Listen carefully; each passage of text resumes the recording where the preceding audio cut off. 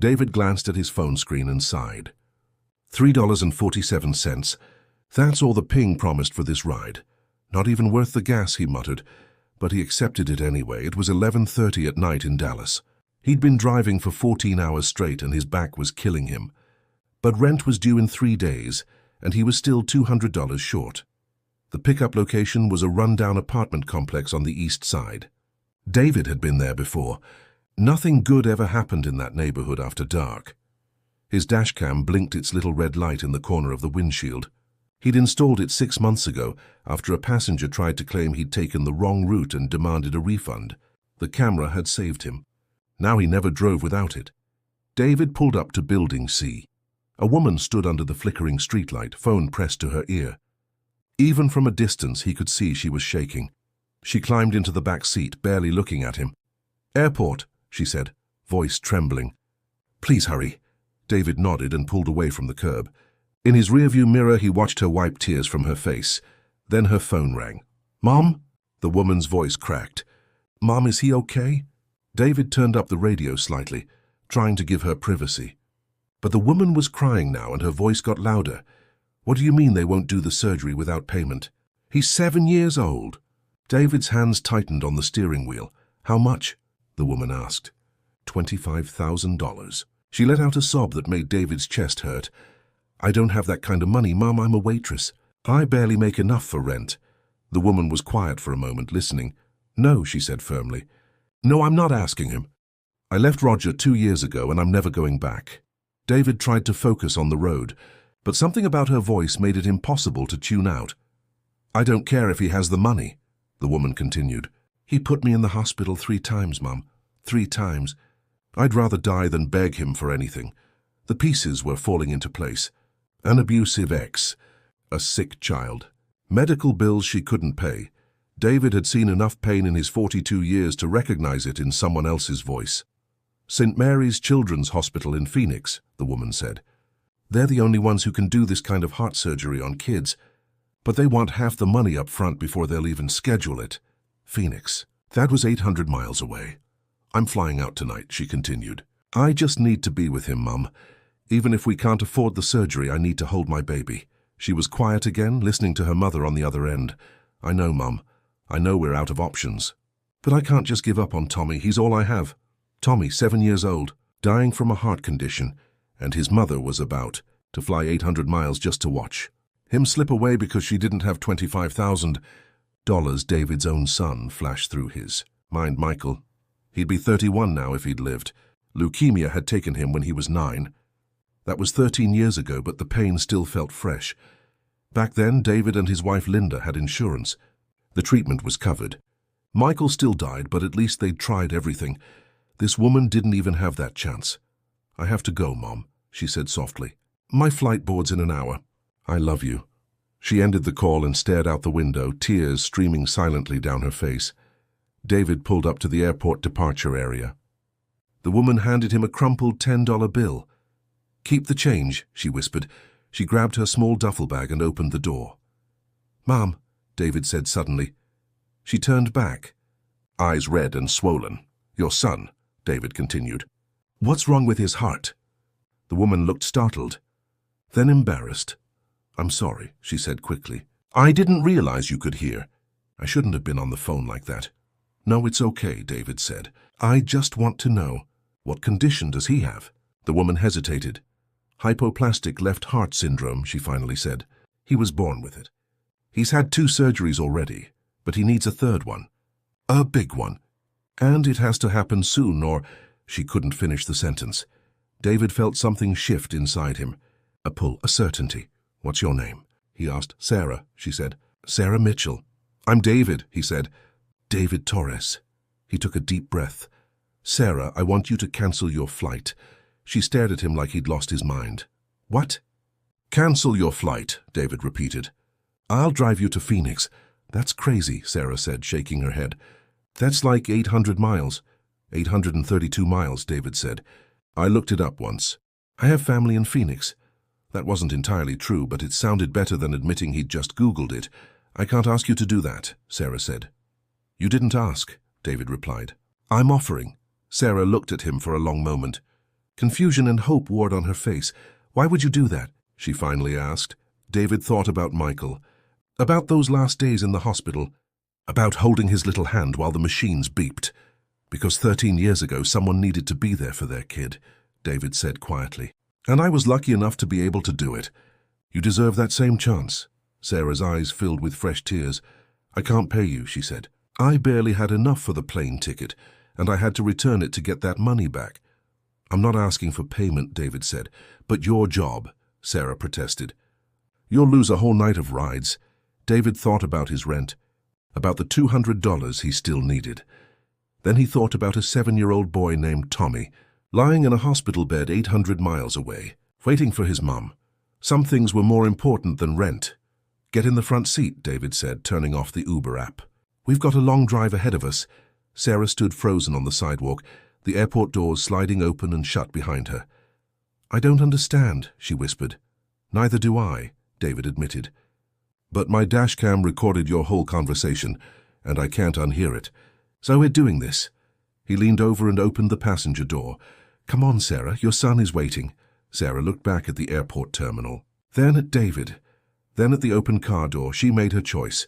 She climbed into the front seat, pulled the door shut, and buckled her seatbelt. "Thank you," she said, voice barely audible. "Thank you so much." David nodded and pulled away from the curb. He didn't know it yet, but that decision would change both their lives forever. They drove in silence for the first 20 minutes. David merged onto Interstate 30, heading west. The Dallas skyline disappeared behind them, swallowed by darkness. Sarah stared out the window, clutching her phone like a lifeline. "You should call your mom," David said gently. "Let her know you're driving instead of flying." Sarah nodded and dialed. The conversation was brief. David could hear her mother's voice through the phone, high-pitched with worry and confusion. "I know it sounds crazy, Mom," Sarah said, "but this man, this Uber driver, he offered to drive me. For free." Her mother said something sharp. "No, Mom, he's not some creep. He's just being kind." More protests from her mother. "I'll be fine," Sarah insisted. "I'll text you every hour. I promise." She ended the call and looked at David. "She thinks I'm being reckless," Sarah said with a weak smile. "She's your mom," David replied. "That's her job." They passed a semi-truck hauling cattle.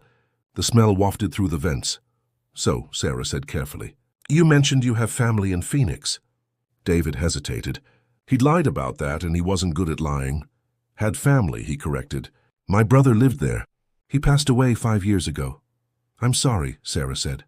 "It's okay," David replied, even though it wasn't. The highway stretched ahead, empty and dark. David set the cruise control at 75 miles per hour. "Can I ask you something?" Sarah said. "Sure." "Why are you really doing this?" David was quiet for a long moment. "I had a son," he finally said. "His name was Michael. He died when he was 9 years old." Sarah drew in a sharp breath. "Oh God, I'm so sorry." "Leukemia," David continued. "We fought it for 2 years. Did everything the doctors said. Chemo, radiation, experimental treatments. Nothing worked." His voice remained steady, but his hands gripped the wheel tighter. "But at least we could fight," David said. "At least we had that chance. Your Tommy deserves the same." Sarah was crying again, but quietly this time. "I don't know how to thank you," she whispered. "You don't have to," David said. "Just tell me about Tommy. What's he like?" Sarah's face lit up despite her tears. "He's amazing," she said. "So smart. He taught himself to read when he was 4. He loves dinosaurs and space and anything with wheels." She pulled out her phone and showed David a picture. A little boy with brown hair and a gap-toothed grin, holding up a toy rocket. "He's been so brave through all of this," Sarah continued. "He never complains. Even when he's in pain, he just smiles and tells me he's okay." David felt his throat tighten. "He looks like a fighter," he said. "He is," Sarah agreed. "But I'm scared, David. I'm so scared that fighting won't be enough this time." "Tell me what the doctors said," David asked. "About the surgery." Sarah took a shaky breath. "They said without it he has maybe 6 months. With it, if it's successful, he could live a normal life. But the surgery is risky. Really risky. There's a 40% chance he won't survive it." "Those are better odds than 6 months," David pointed out. "I know," Sarah said. "But $25,000 might as well be $1 million. I've applied for every assistance program, every charity, everything. I'm on 16 different waiting lists. But Tommy doesn't have time to wait." They passed a green highway sign. Fort Worth, 32 miles. What about Tommy's father? David asked, then immediately regretted it. Sorry, that's not my business. No, it's okay, Sarah said. He took off when I was 6 months pregnant. Said he wasn't ready to be a dad. I haven't heard from him since. She laughed bitterly. Guess he really meant it. His loss, David said simply. They drove on. The radio played soft country music. David stopped at a gas station just outside Fort Worth. You want anything? He asked Sarah. Coffee? Snacks? I don't have any money, she admitted, embarrassed. I'm buying, David said. Come on. Inside the fluorescent bright convenience store, Sarah got a bottle of water and a package of peanut butter crackers. David got 2 large coffees and filled the tank. $47. That was a quarter of what he still needed for rent. He pushed the thought away. At 1:30 in the morning, they crossed into West Texas. The landscape changed, flatter, emptier. Nothing but darkness and distant lights. Sarah dozed off somewhere near Abilene. Her head rested against the window, phone still clutched in her hand. David drove through the night. Alone with his thoughts, he thought about his ex-wife, Linda. They'd divorced 2 years after Michael died. The grief had destroyed them. She blamed him for not catching the cancer sooner. He blamed himself too. Linda had remarried, moved to Seattle. They hadn't spoken in 7 years. David wondered if she ever thought about their son. If she still visited his grave on his birthday like David did. Probably not. Linda had always been good at moving on. His phone buzzed. A text from his landlord. Rent is due Monday. No exceptions this time. Monday. 3 days away.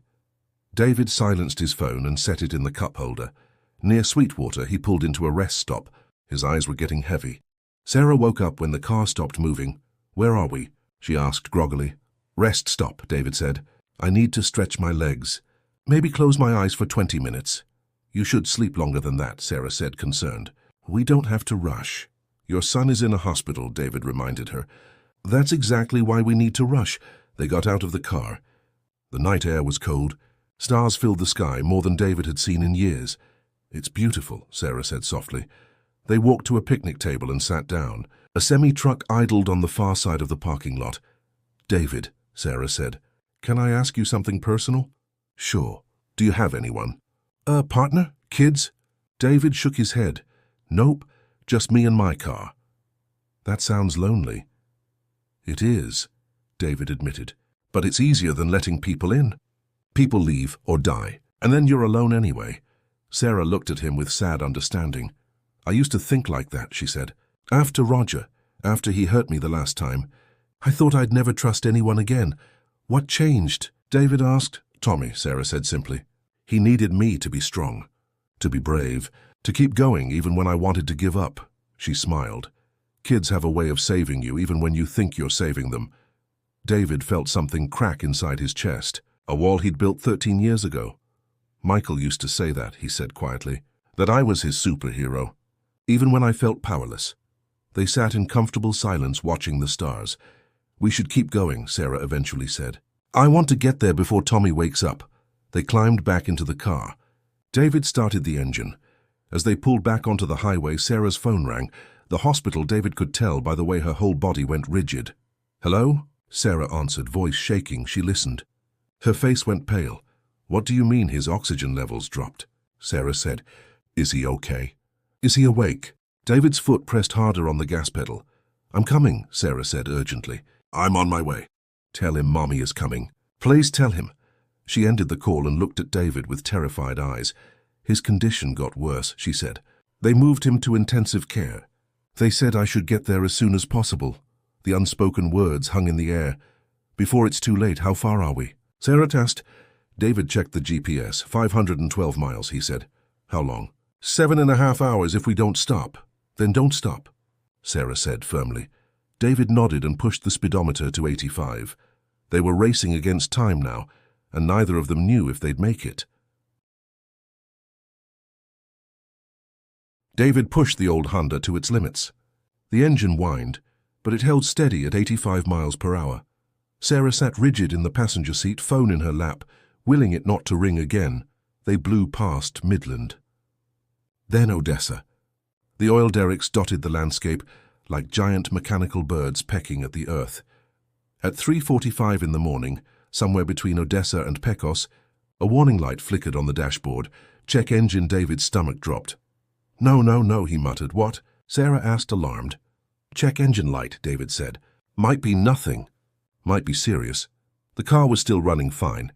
No weird sounds. No loss of power. Can we keep going? Sarah asked desperately. David made a split-second decision. Yeah, he said. We keep going. They passed Pecos at 4:30. The gas tank was getting low again. David pulled into a 24-hour truck stop. While he filled the tank, Sarah went inside to use the restroom. David checked under the hood. Everything looked okay. Maybe the sensor was just glitchy. Or maybe the engine was about to explode. Either way, they were committed now. Sarah came back with 2 fresh coffees and a bag of donuts. I found $6 in my jacket pocket, she said, almost apologetically. I wanted to contribute something. David wanted to refuse, but he saw the need in her eyes. The need to not feel completely helpless. Thank you, he said, taking the coffee. They sat on the hood of the car for 5 minutes, drinking coffee and watching the sunrise paint the desert orange and pink. It's beautiful out here, Sarah said. Different from Dallas, David agreed. I grew up in a small town, Sarah said, in Oklahoma. This reminds me of home. What brought you to Dallas? David asked. Sarah's face darkened. Roger, she said simply. He got a job there. Promised me we'd have a good life. Said we'd buy a house, have kids, be happy. She took a sip of coffee. He delivered on the kids' part, at least. How bad did it get? David asked gently. With Roger? Sarah was quiet for a long time. The first time he hit me, I was 3 months pregnant, she finally said. I'd burned dinner. Just forgot about it while I was putting away laundry. He slapped me so hard I fell. Then he cried and apologized and swore it would never happen again. David felt anger rising in his chest. It happened again, Sarah continued, and again. And again. Always followed by apologies. By flowers. By promises. What finally made you leave? David asked. He pushed me down the stairs, Sarah said flatly. When Tommy was 5. Broke my arm in 2 places and gave me a concussion. Tommy saw the whole thing. She turned to look at David, eyes hard. My son watched his father nearly kill his mother. And you know what Tommy did? David shook his head. He stood between us, Sarah said. This tiny 5-year-old boy with a heart condition put himself between me and Roger. Told his father to stop hurting Mommy. Tears streamed down her face. That's when I knew I had to go. Because next time Roger might hurt Tommy too. Did you press charges? David asked. I tried, Sarah said, but Roger has money. Good lawyers. He convinced the cops I fell. Convinced everyone I was clumsy, crazy, dramatic. She laughed bitterly. The system doesn't protect people like me. David. It protects people like him. David wanted to say something comforting, but he knew she was right. He'd seen it too many times. Rich men getting away with everything while poor women suffered. Come on, he said, sliding off the hood. We've got 400 more miles. They climbed back in. The check engine light was still on, but the car ran smoothly. The sun rose higher. Texas gave way to New Mexico. The landscape shifted again. More desert, more emptiness, more beauty in the desolation. At 7:15, Sarah's phone rang. Her mother. Hi, Mom, Sarah answered. We're in New Mexico. Making good time. Her mother's voice was frantic. David could hear it even from the driver's seat. No, Mom, everything's fine. David is a good person. More frantic talking. Mom, I have to go. We're almost there. I'll call you when I get to the hospital. She hung up and sighed. She's convinced you're a serial killer, Sarah said. Can't blame her, David replied. This is pretty crazy. Yeah, Sarah agreed. But it's the good kind of crazy. They stopped for gas again in Las Cruces. $8.32. David was running low on cash. His phone buzzed. Another text from his landlord. I need confirmation you'll have rent Monday or I'm starting eviction. David stared at the message. $200. He had maybe 70 left after this tank of gas. He thought about turning around, about telling Sarah he'd made a mistake, about prioritizing his own survival. Then he looked at her, standing by the car, texting her mother, face tight with worry for her dying son. He deleted the landlord's message. Some bridges needed to be burned. You okay? Sarah asked when he came back to the car. Yeah, David lied. Just tired. They crossed into Arizona at 9:30. The desert here was different, redder, bigger cacti. Mountains in the distance. 240 miles, David announced. Sarah checked her phone for the 100th time. No news is good news, right? She said, trying to convince herself. Right, David agreed, though he wasn't sure that was true. Near Tucson, the car started making a new sound, a faint clicking from under the hood.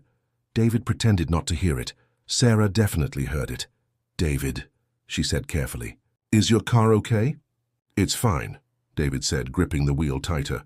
Just old. Makes noises, the clicking got louder. David, we're fine, Sarah, I promise, but he wasn't sure he believed it himself. They pushed on. The clicking continued, but didn't get worse. The check engine light stayed on.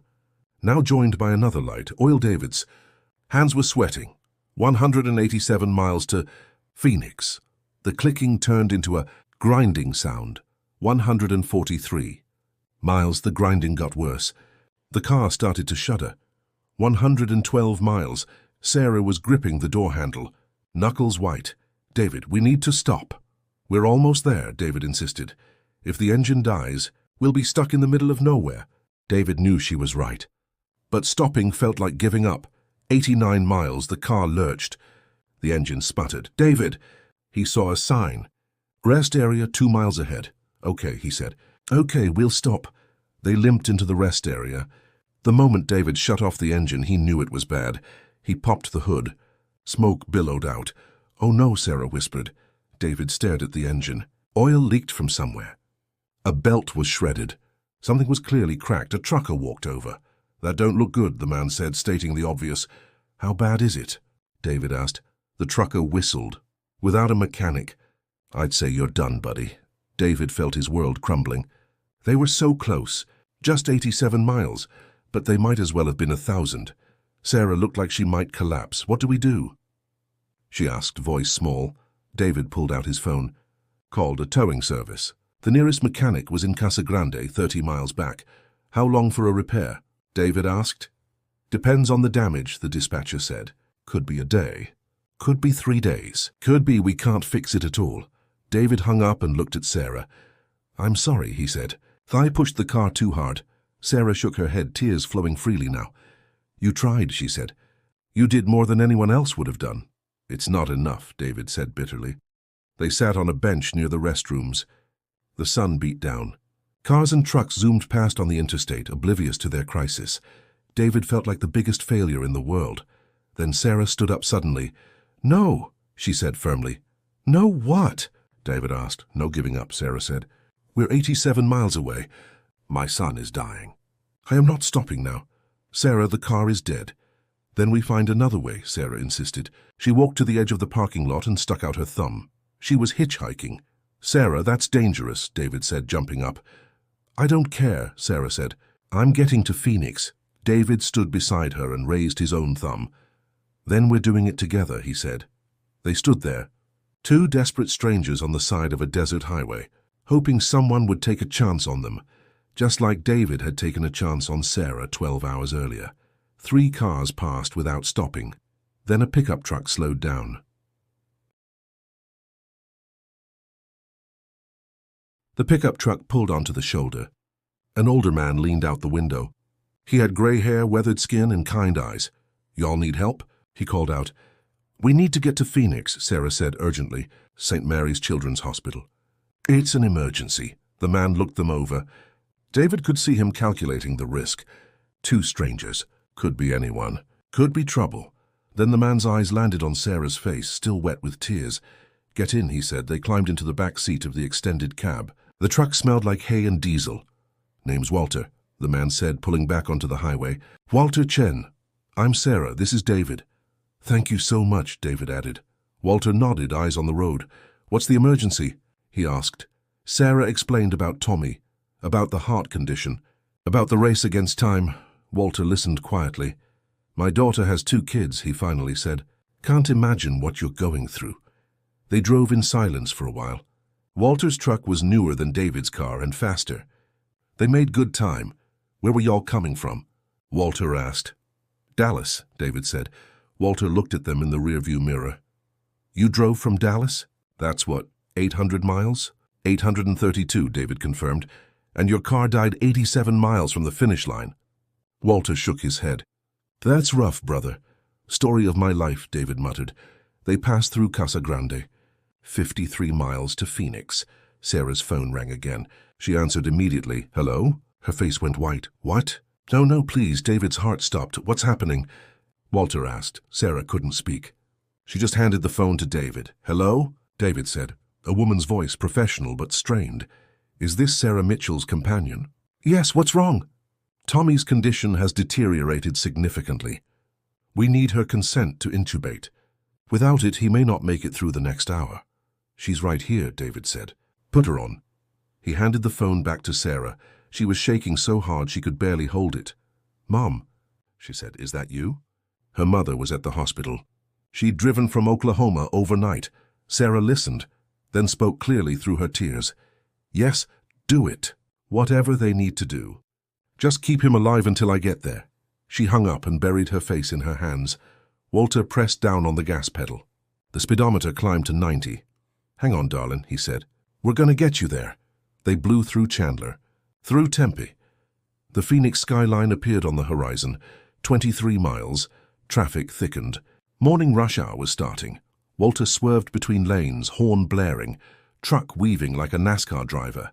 15 miles. Sarah was praying. David could hear her whispering under her breath. Please, God, please, just let me see him. Just let me hold him one more time. 10 miles. Walter took an exit, tires squealing. I know a shortcut, he said. They raced through surface streets, past strip malls and schools and neighborhoods, waking up to a normal Friday morning. Sarah's phone rang again. She looked at David, too terrified to answer. David took the phone. Hello? This is Dr. Patel at St. Mary's. Is Sarah Mitchell available? She's here. What's happening? Tommy is stable, the doctor said. For now. But she needs to get here immediately. We need to discuss his options. We're 5 minutes away, David said. He could hear the relief in the doctor's voice. Good. I'll meet you at the ICU entrance. David relayed the message. Sarah collapsed against the seat, sobbing with relief and fear and exhaustion. Walter pulled up to the hospital entrance at exactly 11:42 in the morning, 14 hours after Sarah had climbed into David's Uber in Dallas. Go, Walter said. I'll park. Sarah and David jumped out and ran. The hospital was massive. They found signs for the pediatric intensive care unit and followed them, sprinting down hallways. A doctor in blue scrubs waited by a set of double doors. Sarah Mitchell? She asked. That's me, Sarah gasped. I'm Dr. Patel. Your son is this way. They followed her through the doors. The ICU was quiet except for the beeping of machines. Nurses moved efficiently between rooms. Dr. Patel stopped outside room 12. Before you go in, I need to prepare you, she said gently. Tommy is intubated. He's sedated. There are a lot of tubes and wires. It looks scary, but everything is helping him. Sarah nodded, trying to steel herself. Can I touch him? She asked. Yes, Dr. Patel said. Talk to him too. Even sedated, he can hear you. She opened the door. David stayed in the hallway, but he could see through the window. A small boy lay in a big hospital bed. Tubes ran from his mouth, his arms, his chest. Monitors beeped steadily. His face was pale, almost translucent. Sarah walked to the bed slowly. She reached out and touched Tommy's hand. Then she collapsed into the chair beside him and wept. David turned away, giving her privacy. He found a waiting area and sat down heavily. His body felt like it had been hit by a truck. His eyes burned. His back screamed. His hands shook from caffeine and adrenaline, but they'd made it. Against all odds, they'd made it. Walter appeared a few minutes later. How's the boy? He asked. Alive, David said. Thanks to you. Walter waved off the thanks. Y'all would have made it somehow, he said. You got that look about you. The stubborn look. David laughed weakly. Can I buy you breakfast? He asked Walter. Fare's the least I can do. Walter smiled. Sure, son. I know a good diner about 3 blocks from here. Best pancakes in Phoenix. They walked to Walter's truck. As they pulled out of the parking lot, David looked back at the hospital. Somewhere in there, Sarah was holding her son's hand. It wasn't a happy ending yet. Tommy was still sick. The surgery still cost $25,000. But at least they had time now. Time to figure something out, time to fight. David's phone buzzed. He ignored it. He already knew what it said. The diner was called Rosie's. It was small and packed with locals. They found 2 seats at the counter. Walter ordered pancakes and bacon. David got coffee and scrambled eggs. "So," Walter said, "you're an Uber driver from Dallas who just drove through the night to help a complete stranger get to her dying kid. That about sum it up?" "Yeah," David said. "Pretty much. Why?" David stirred sugar into his coffee. "I had a son once," he said. "I understand what she's going through." Walter nodded slowly. "I'm sorry for your loss," he said. They ate in comfortable silence. The pancakes were indeed excellent. "What are you going to do now?" Walter asked. "I don't know," David admitted. "My car is dead. I'm broke. I'm probably about to be evicted." He laughed without humor. "But you know what? I don't regret it. Not even a little bit." Walter studied him for a long moment. "You're a good man, David Torres," he finally said. "World needs more people like you." David's phone buzzed again. And again. He finally checked it. 12 missed calls. 23 text messages, all from the same number, his dashcam company. His heart skipped a beat. He'd forgotten about the dashcam. It had been recording the whole time. The whole conversation with Sarah, the whole journey, everything. He opened the first message. "Your dashcam footage has gone viral. Call us immediately." David stared at the screen, confused. "What's wrong?" Walter asked. "I don't understand," David muttered. He opened his email. 347 new messages. He opened one at random. "I saw your video. Here's $50 for Tommy's surgery." Another one, "You're a hero." Here's $100. Another, "My daughter had the same condition." Here's $500. "God bless you." David's hand started shaking. "Walter," he said slowly, "I think something crazy just happened." Walter leaned over to look at David's phone. His eyes went wide. "Holy smokes," he whispered. "David called the dashcam company." A woman answered on the first ring. "Mr. Torres, we've been trying to reach you for hours." "What's going on?" David asked, still not understanding. "Your dashcam footage automatically uploaded to our cloud this morning," the woman explained. "It's company policy. We review all footage for quality control." "Okay," David said slowly. "One of our employees saw your video. The whole conversation with Sarah, the decision to drive her to Phoenix, everything." David's stomach dropped. "Wait, did I violate some privacy law? Am I in trouble?" "No," the woman said quickly. "No, nothing like that. Our employee posted a short clip on social media asking people to help. It's gone completely viral. Over 10 million views in the last 6 hours. David couldn't process what he was hearing. 10 million. And people are donating," the woman continued. "They set up a fundraiser for Tommy's surgery. Last time I checked, it was at $78,000. The phone slipped from David's hand. Walter caught it before it hit the counter. 78,000. David repeated numbly. "It's going up every second," the woman said through the phone. "Mr. Torres, you're a viral sensation. The news stations are calling. Good Morning America wants to interview you." David put his head in his hands. "This can't be real," he muttered. Walter patted his shoulder. "It's real, son. Look." He showed David his own phone. The video was everywhere. Twitter, Facebook, Instagram, TikTok. A grainy dashcam clip of Sarah crying in David's car, talking about her son. And then David offering to drive. Her 800 miles, the comments were pouring in by the thousands. "This is what humanity should be. I'm crying at my desk right now. Faith in people. Restored. Donated $100. Who's matching me?" David felt like he was in a dream. "I need to tell Sarah," he said. They paid the check and rushed back to the hospital. David found Sarah still sitting by Tommy's bed. Holding his small hand, Dr. Patel was there too. "Reviewing charts, Sarah," David said softly from the doorway. She looked up, eyes red and swollen. "Hey," she said quietly, "can I talk to you for a second?" Sarah kissed Tommy's forehead and stepped into the hallway. "What's wrong?" she asked, seeing David's expression. "Nothing's wrong," David said. "Something incredible happened." He showed her his phone, explained about the dashcam, the video, the donation. Sarah stared at the screen, mouth open. $78,000, she whispered. "And it's still going up," David said. Sarah's legs gave out. David caught her before she fell. Walter grabbed a chair. "I don't understand," Sarah said, tears flowing again. "Why would strangers do this?" "Because they saw something worth supporting," Walter said simply. "They saw a mother fighting for her child, and a stranger willing to help." Dr. Patel appeared in the doorway. "Everything okay out here?" "Doctor," Sarah said, voice shaking. The surgery. For Tommy, can you schedule it? We can discuss options, Dr. Patel said carefully. But as I mentioned, the cost— We have the money, Sarah interrupted. Or we will. People are raising it. $78,000 and counting. Dr. Patel's eyes widened. Are you serious? Sarah showed her the fundraiser page.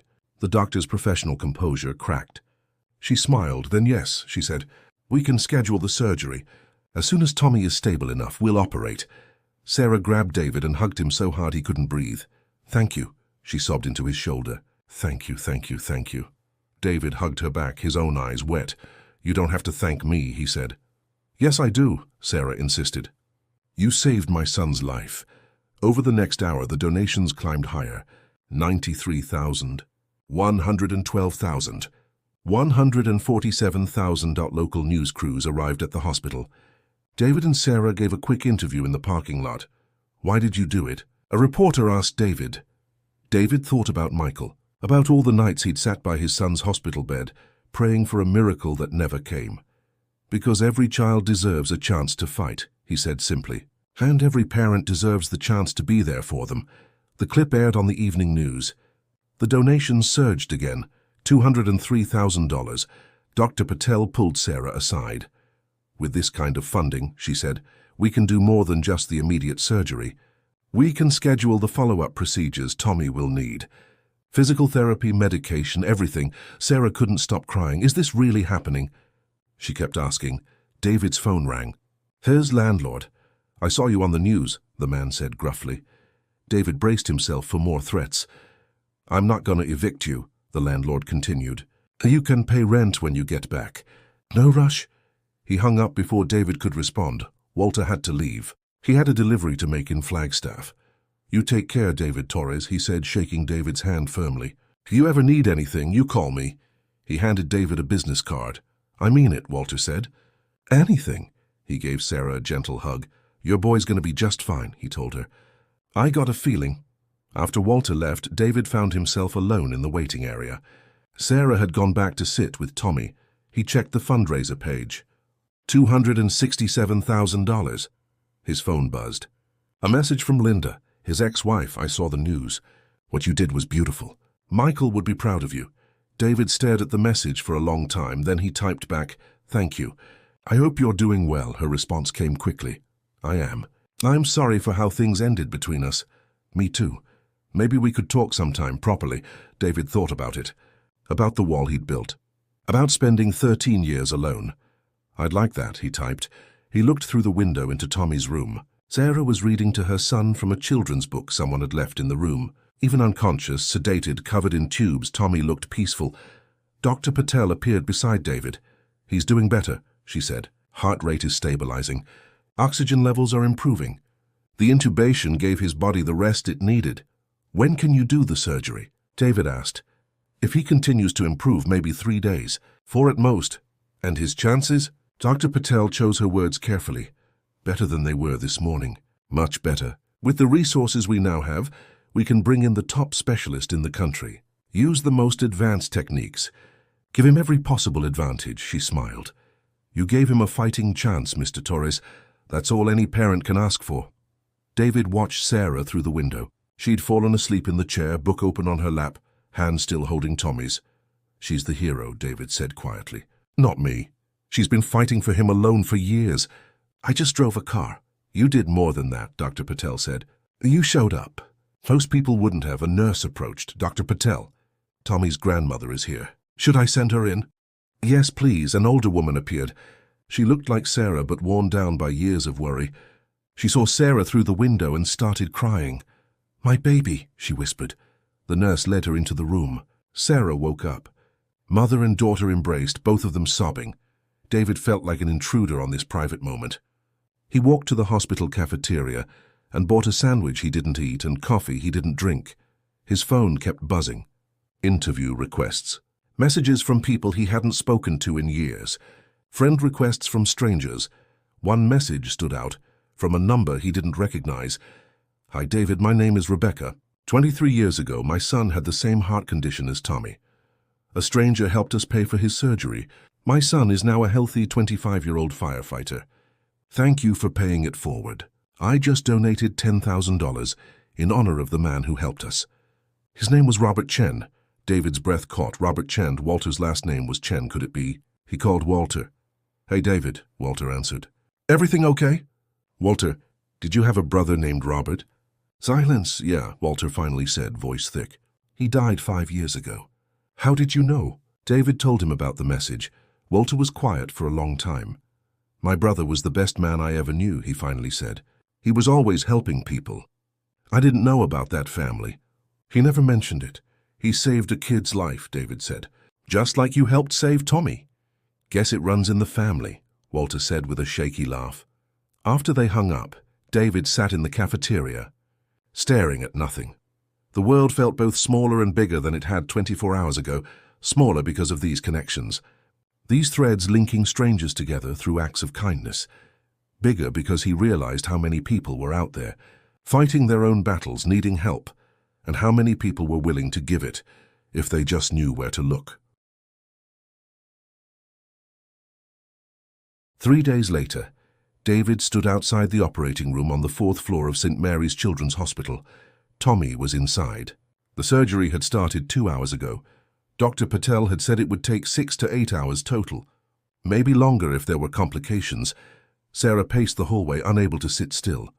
Her mother sat in a chair, rosary beads clutched in her hands, lips moving in silent prayer. David had stayed in Phoenix. He couldn't leave, not now. Not when they were this close. A local hotel had offered him a free room when they heard his story. A restaurant nearby sent food every day. Strangers kept stopping him on the street to shake his hand. The fundraiser had reached $412,000 before the family asked people to stop donating. The excess would go to other families facing similar situations. David's car had been towed to a mechanic in Casa Grande. The repair estimate was $3,000. People had started a second fundraiser for that too. It was already over $5,000. But none of that mattered right now. A 7-year-old boy was on an operating table, his chest open, surgeons working on his heart. Right now, Sarah was living through every parent's worst nightmare. David checked his watch. 2 hours and 37 minutes, his phone buzzed. Linda, thinking of you today. How's Tommy? Still in surgery. They said 6 to 8 hours. I'm praying for him. And for you. Thank you. He put his phone away. Looked at Sarah. You should eat something, he said gently. I can't, Sarah replied. My stomach is in knots. At least drink some water. She took the bottle he offered but didn't open it. 3 hours. A nurse came out. Sarah jumped up. Is he okay? Surgery is progressing well, the nurse said. Dr. Patel will update you when there's more news. 4 hours. Sarah's mom convinced her to sit down. David sat on her other side. Tell me about Tommy, David said. Before he got sick. What was he like? Sarah smiled through her tears. Loud, she said. So loud. Always singing, always talking, always asking questions. What kind of questions? Everything. Why is the sky blue? Where do stars go during the day? How do airplanes stay up? Do fish get thirsty? David laughed softly. Sounds like Michael. He once asked me if clouds were made of cotton candy. What did you tell him? I told him we should go find out. We climbed the biggest hill in our town and waited for a cloud to pass by. Did you catch one? No, but we had a picnic up there. Ate real cotton candy. Talked about clouds and dreams and all the places he wanted to visit. Someday. David's voice cracked. I never got to take him to those places. Sarah took his hand and squeezed. You're taking me to my someday, she said quietly. You're helping me get to the future I thought I'd lost. 4 hours and 43 minutes, David's phone rang. Unknown number. Hello? Mr. Torres? This is Janet from Good Morning America. We'd still love to have you on the show. I appreciate the offer, David said, but I'm not interested in being famous. I just wanted to help. That's exactly why people want to hear from you, Janet said. But I understand. If you change your mind, we'll be here. 5 hours and 19 minutes, Dr. Patel came out, still in surgical scrubs. Mask pulled down, Sarah stood so fast she nearly fell. How is he? She asked, voice barely a whisper. Dr. Patel smiled. He's doing great, she said. Better than we hoped. The repair went smoothly. His heart is responding beautifully. Sarah collapsed into David's arms, sobbing. He's not out of the woods yet, Dr. Patel continued.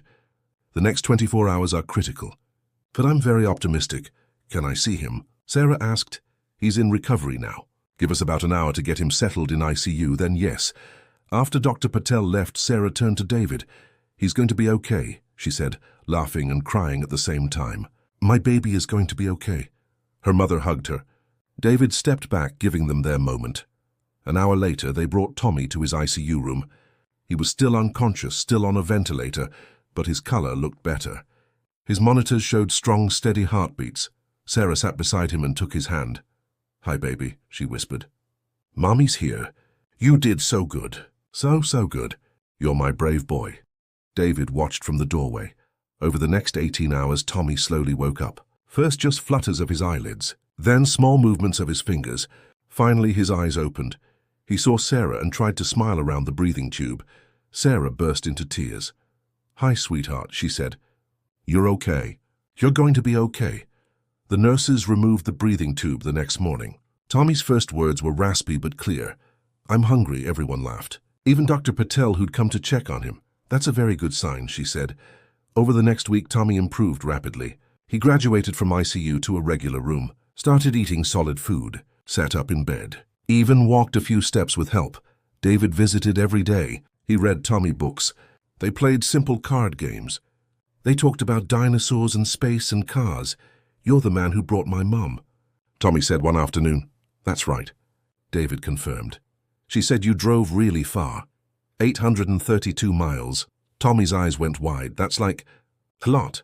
It is, David agreed. Why did you do it? David thought about how to answer. Because moms and kids should be together, he finally said, especially when someone is scared or sick. Tommy nodded seriously. I was really scared, he admitted, but Mom being here made it better. I bet it did. Are you going to stay? Tommy asked. Or do you have to go home? David hadn't thought about that. About going home. Back to Dallas. Back to his empty apartment and lonely life. I'm not sure yet, he said honestly. Sarah appeared in the doorway with coffee. Hey, you two, she said. What are we talking about? David doesn't know if he's staying or going home, Tommy announced.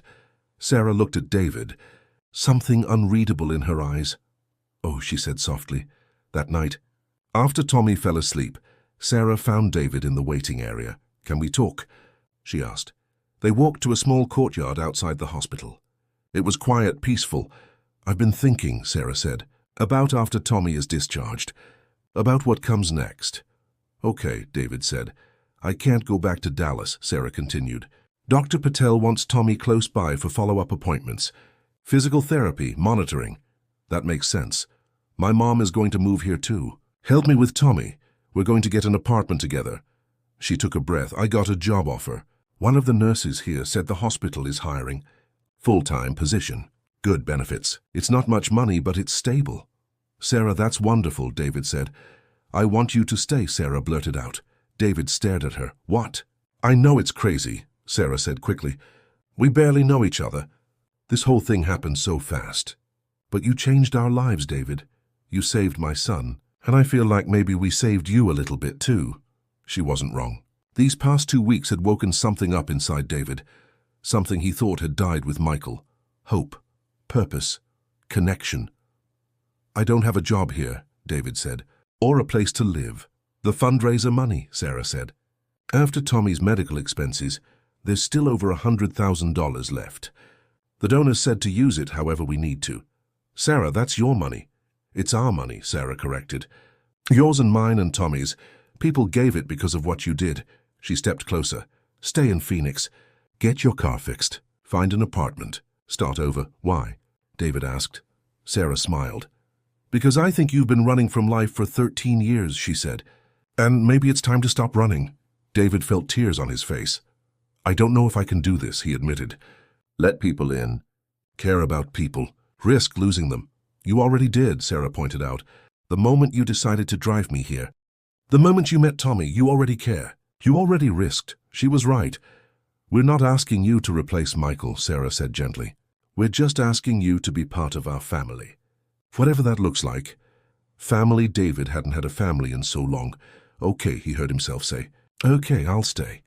Sarah hugged him, and for the first time in 13 years, David let himself believe that maybe, just maybe, life could be good again. 6 months later, David pulled his repaired Honda into the parking lot of St. Mary's Children's Hospital. He wasn't visiting as a worried stranger anymore.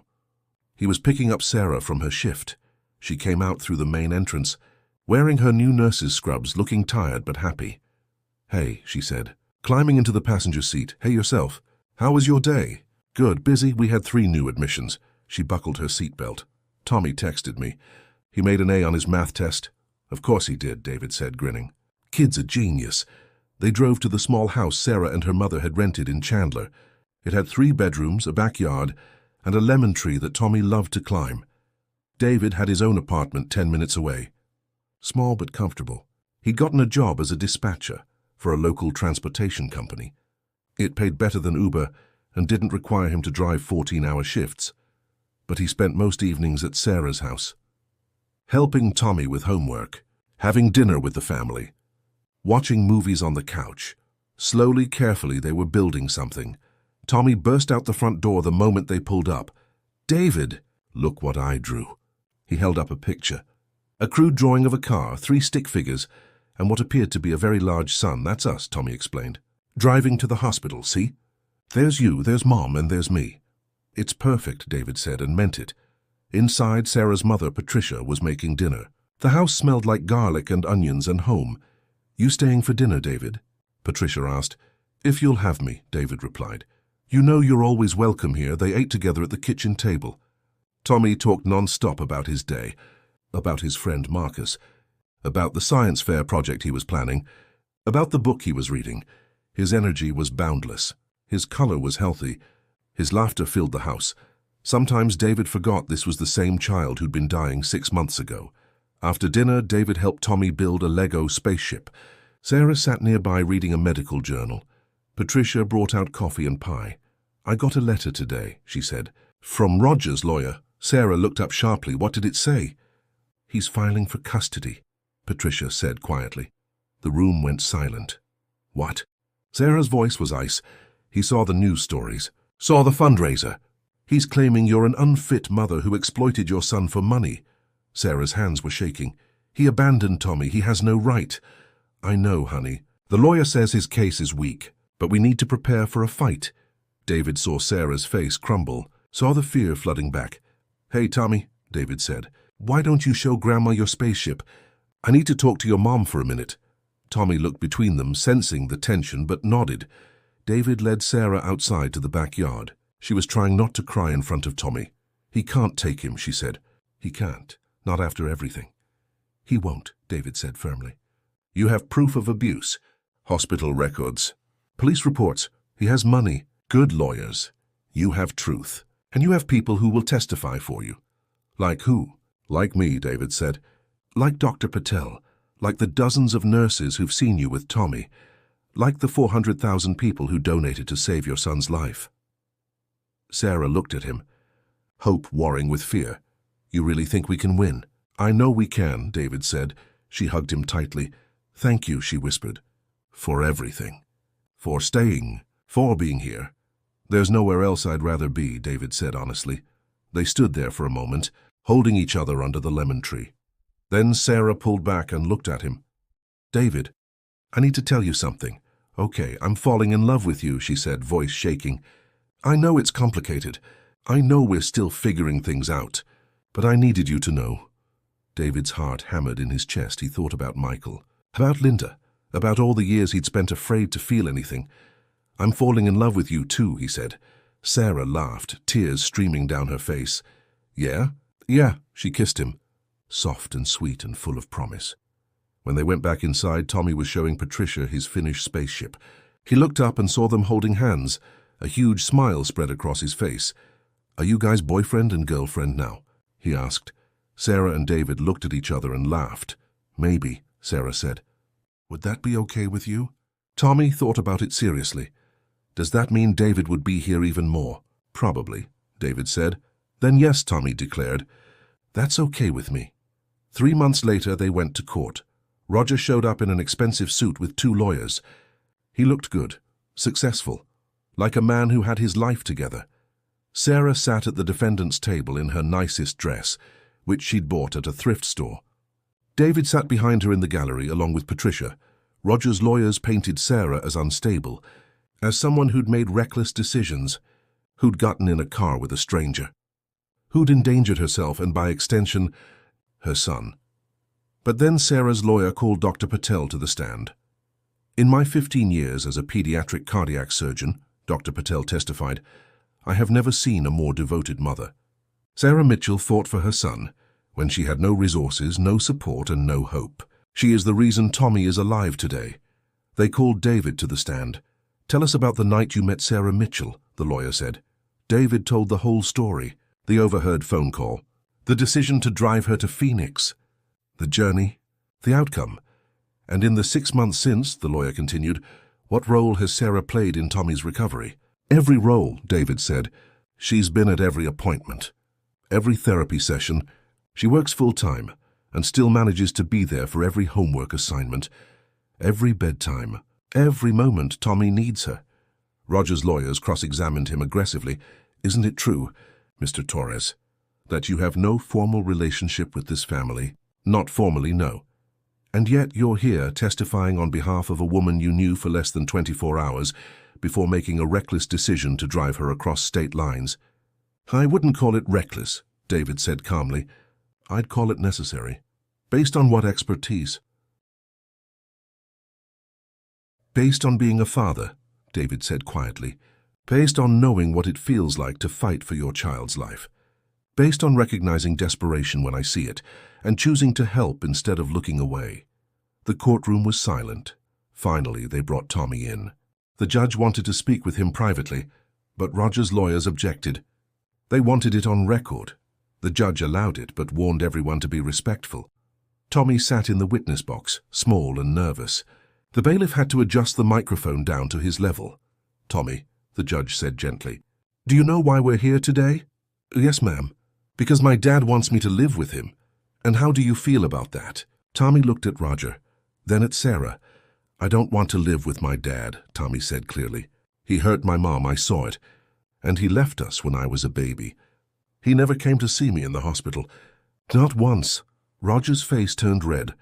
"Now, Tommy," his lawyer interjected, "your father has explained that he didn't know how sick you were." "He knew," Tommy said. "Grandma called him. Told him I was dying. He said it wasn't his problem." Roger stood up. "That's a lie." The judge banged her gavel. "Mr. Mitchell, sit down." Tommy continued, voice steady despite his shaking hands. "My mom is the best mom in the world. She reads to me every night. She learned all about heart surgery so she could understand what the doctors were saying. She works really hard so we can have a house." He looked at David. "And David is nice. He helps me with math. He doesn't yell. He listens when I talk about dinosaurs, even though they're probably boring to grown-ups." A few people in the gallery laughed softly. "Your Honor," Tommy said, "I want to stay with my mom, please." The judge nodded. "Thank you." "Tommy, you can step down." Sarah was crying. David handed her tissues through the barrier. 2 weeks later, the ruling came. Full custody to Sarah. Roger was granted supervised visitation rights, which he never exercised. The judge noted in her decision that Roger had demonstrated a pattern of abandonment and had only filed for custody after learning about the fundraiser. Money Sarah won. Tommy stayed where he belonged. 1 year after that night in Dallas, David proposed, not with a fancy dinner or elaborate plans, just the two of them, sitting on the couch after Tommy had gone to bed, watching a terrible movie they weren't really paying attention to. "Marry me," David said. Sarah looked at him, surprised. "What? Marry me?" he repeated. "Let's be a real family. You, me, Tommy, Patricia, all of us together." "David, are you serious?" "Completely serious. I love you. I love Tommy. I love the life we've built. I don't want to spend another day pretending this is temporary." Sarah was crying and laughing at the same time. "Yes," she said. "Yes, of course I'll marry you." They told Tommy the next morning. He cheered so loud the neighbors probably heard. "Can I be the ring bearer?" he asked immediately. "Absolutely," David said. They got married 3 months later in the courtyard at St. Mary's Children's Hospital. Dr. Patel officiated. Walter Chen flew in from Arizona to be David's best man. Tommy walked Sarah down the aisle. Patricia sobbed happily in the front row. The hospital staff filled the seats, along with people who donated to the fundraiser and followed their story. Linda sent a card and a generous gift. David called to thank her. They talked for an hour, finding closure and forgiveness and genuine happiness for each other's new lives. In his vows, David said, "A year and a half ago I picked up a stranger in my Uber. I thought I was just giving someone a ride to the airport. Instead I found my family. I found my purpose. I found my way home." In her vows, Sarah said, "You drove 832 miles for a woman you'd just met and a child you'd never seen. You saved us, and in doing so you saved yourself. Thank you for taking that chance. Thank you for choosing us." There wasn't a dry eye in the courtyard. Now, 2 years after that fateful night, David woke up in a house full of love. Tommy ran through the hallway, 9 years old now, healthy and strong, yelling about being late for school. Sarah rushed around, getting ready for her nursing shift. Patricia made pancakes and coffee. David stood in the middle of the chaos and smiled. His phone sat on the counter, the same phone that had recorded that dashboard camera footage, the video that had started everything.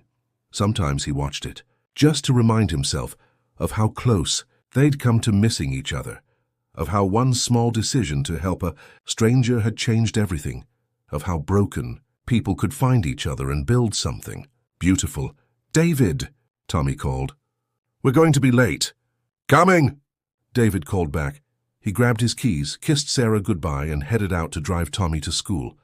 The same car that had broken down in the Arizona desert now ran perfectly. Some things could be fixed. Some things could be saved. Some things were worth fighting for. As David pulled out of the driveway, the morning sun warm on his face, he thought about all the people who'd played a part in this story. Walter and his late brother Robert, who'd started a chain of kindness decades ago, Dr. Patel, and the hospital staff who'd given Tommy a second chance. The 400,000 strangers who'd opened their hearts and wallets, the dashcam company employee who'd seen the video and chosen to share it, all of them, connected by threads of compassion and hope. In the back seat, Tommy was singing off-key to the radio.